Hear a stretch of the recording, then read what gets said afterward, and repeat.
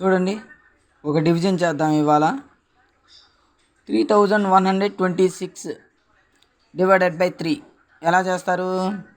First ఈ 3 అనేది 1 digit number కాబట్టి ఇక్కడ 1 డిజిట్ తీసుకుంటాం. 3 టేబుల్లో 3 ఎన్ని టైమ్స్ పోతుంది? 3 1 జార్ 3 కాబట్టి ఇక్కడ 1, 3 1 జార్ 3, ఇక్కడ 3 1 జార్ 3 వేస్తాం. ఇప్పుడు 3 మైనస్ 3 0 ఇక్కడ. ఇప్పుడు మన ప్రతి స్టెప్కి ఒక్కొక్క డిజిట్ మాత్రమే తీసుకోవాలి. 3 అయిపోయింది. నెక్స్ట్ ఇప్పుడు 1 తీసుకుంటాం. ఈ 1 తీసుకుంటే ఇక్కడ 0 పక్కన వేస్తే 0 1 అంటే 1 వస్తుంది. 1 అనేది 3 టేబుల్లో వస్తుందా మనకి?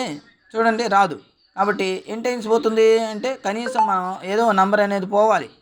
3 టేబుల్లో 1 అనేది రాదు కాబట్టి 3 zeros జార్ 3 zeros అనేవి తీసుకోవాలి మనం. 3 0 జార్ 0. ఈ 1 కింద ఇప్పుడు మనం 0 తీసుకుంటాం. ఇప్పుడు ఈ 1 మైనస్ 0 చేస్తే ఎంత? 1.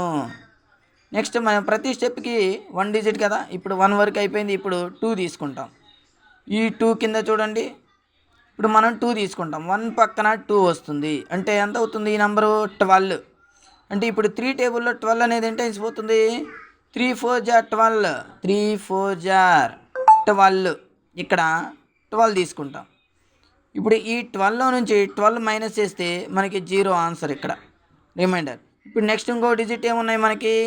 ఈ 6 ఉన్నాయి తీసుకోండి. 6 అనేది తీసుకుంటాం ఇప్పుడు మనం. ఇప్పుడు 0 6 అంటే 6 కదా. ఇప్పుడు ఈ 3 టేబుల్లో మనకి 6 అనేది ఎంత పోతుంది? 3 2 జార్ 6 కాబట్టి ఇక్కడ 3 2 జార్ 6 కింద మనం 6 చేస్తాం. ఇప్పుడు 6 మైనస్ 6 0. ఇప్పుడు కంప్లీట్గా డిజిట్స్ అనేవి కంప్లీట్ అయిపోయినాయి కదా.